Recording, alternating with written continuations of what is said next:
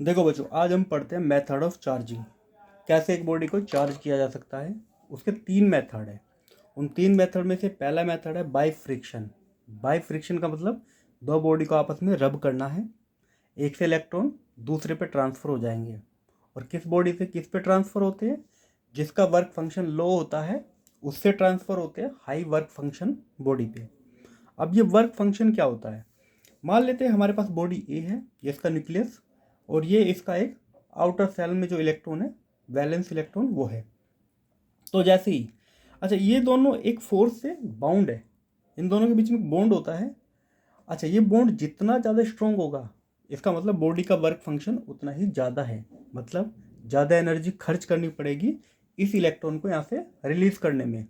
ठीक है, तो वर्क फंक्शन वो एनर्जी होती है जो चाहिए इस इलेक्ट्रॉन को फ्री करने के लिए। ठीक है, तो हमारे पास एक बॉडी ए है जिसका जो इलेक्ट्रॉन है वो टाइटली बाउंड है, तो इसका वर्क फंक्शन हाई हो गया। वहीं बॉडी बी है, जो इसका वर्क फंक्शन है, इस बॉन्ड की जो स्ट्रेंथ है वो लूज है, काफ़ी लूज है, और उसका वर्क फंक्शन हो गया कम। इन दोनों बॉडी को रब किया जाता है। रब करने से क्या होगा? इलेक्ट्रॉन जो बी के पास है वो ए की तरफ शिफ्ट होना शुरू हो जाएगा। ठीक है, अब देखो बच्चों, जितना amount of charge A gain करेगा, बॉडी ए के ऊपर आएगा, उसी अमाउंट में जो चार्ज है वो बी के ऊपर भी आएगा, बस दोनों में साइन अलग अलग होगा। बी के ऊपर चार्ज आएगा नेगेटिव और ए के ऊपर चार्ज आएगा नेगेटिव, क्योंकि इसने इलेक्ट्रॉन गेन किया है। Same amount of electron B ने लूज किए हैं, तो बी के ऊपर चार्ज आएगा पॉजिटिव चार्ज, सेम। ठीक है, तो यहाँ पे ए नेगेटिव चार्ज होगी, बी पॉजिटिव चार्ज होगी।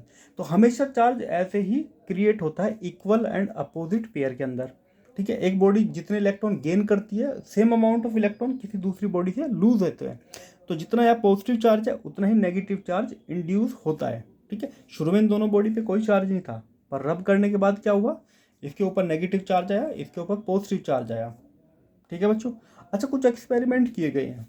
एक सिल्क क्लॉथ को जब ग्लास रोड के साथ रब किया गया, तो हमने देखा कि सिल्क के ऊपर आता है नेगेटिव चार्ज और ग्लास रोड के ऊपर आता है पॉजिटिव चार्ज। इसका मतलब जो सिल्क का वर्क फंक्शन है या सिल्क का जो बॉन्ड है इलेक्ट्रॉन के साथ, वो ज़्यादा टाइट है as compare to glass rod के साथ। ठीक है, उसी तरह सिल्क क्लॉथ को अगर इबोनाइट रोड के साथ हम रब करते हैं तो क्या मिलता है हमको? सिल्क के ऊपर पॉजिटिव चार्ज और इबोनाइट के ऊपर नेगेटिव चार्ज।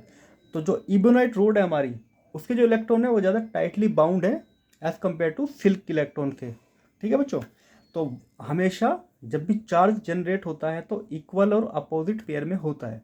अगर एक बॉडी से इलेक्ट्रॉन दूसरी बॉडी पे ट्रांसफर हो रहे हैं तो एक से दूसरी पे जाते हैं, कहीं बीच में डिसअपियर नहीं होते। ठीक है बच्चों, अच्छा, दूसरा मेथड आता है हमारा बाय कंडक्शन। बाय कंडक्शन का मतलब होता है दो बॉडी को किसी तरह टच करना, या तो डायरेक्टली टच कर देना या किसी वायर से कनेक्ट कर देना। अब देखो बच्चों, मान लेते एक बॉडी है ए, इसके एक ऊपर पॉजिटिव चार्ज है। ठीक है, यहाँ पे दोनों बॉडी न्यूट्रल नहीं लेनी है, एक पे चार्ज होना चाहिए। ए पे पॉजिटिव चार्ज है, बी हमारी न्यूट्रल बॉडी है, इस पर कोई चार्ज नहीं है। तो हम क्या करते हैं, दोनों को टच कर देते हैं। टच किया, अब क्या होता है कि बी के ऊपर भी चार्ज आएगा पॉजिटिव, बी के इलेक्ट्रॉन ए की तरफ शिफ्ट होना शुरू कर देंगे, तो यहाँ पे ए का चार्ज थोड़ा थोड़ा कम होना शुरू हो जाएगा, बी का चार्ज बढ़ना शुरू हो जाएगा। और ये चार्ज तब तक ट्रांसफ़र होगा जब तक दोनों के पास दोनों का जो पोटेंशियल है वो सेम ना हो जाए। पोटेंशियल क्या होता है वो हम आगे पढ़ेंगे। मान लो अगर बी और ए दोनों का जो शेप है और सेम मटेरियल की बनी हुई है और साइज भी सेम है, तो कितना चार्ज इस पर ट्रांसफ़र होगा? वो आधा चार्ज ट्रांसफ़र हो जाएगा। ठीक है, तो आधा आधा चार्ज दोनों पे डिस्ट्रीब्यूट हो जाएगा। कब? जब दोनों बॉडी आइडेंटिकल है। ठीक है, अच्छा, मान लेते हैं कि अब हमने ए बॉडी को बी से वायर के थ्रू कनेक्ट किया है, तो यहाँ पे भी सेम प्रोसीजर होगा। इलेक्ट्रॉन बी से ए की तरफ शिफ्ट होना शुरू हो जाएंगे, और हम इसको कैसे दिखाते हैं कि चार्ज इधर की तरफ ट्रांसफ़र होना शुरू हो गया। फिर दोनों बॉडी के ऊपर इक्वल अमाउंट ऑफ चार्ज आ जाता है। और इक्वल क्यों आता है? क्योंकि हम दोनों बॉडी को आइडेंटिकल मान के चल रहे हैं कि शेप और साइज और मटेरियल तीनों का दोनों का सेम है। अगर ये बॉडी आइडेंटिकल नहीं होती, एक बॉडी जैसे ए का साइज थोड़ा बड़ा है, बी का साइज कम है, तो चार्ज कब तक ट्रांसफर होगा? जब तक दोनों का पोटेंशियल सेम ना हो जाए। ठीक है, जब तक दोनों का पोटेंशियल सेम ना हो जाए, वो हम बाद में पढ़ेंगे, पोटेंशियल जब पढ़ेंगे उसमें डिस्कस करेंगे।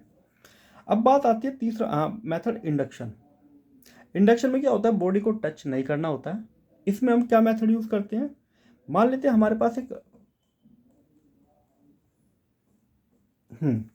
हमारे पास एक न्यूट्रल बॉडी है, ये एक मेटेलिक बॉडी है जो वुडन स्टैंड पे हमने रखी हुई है।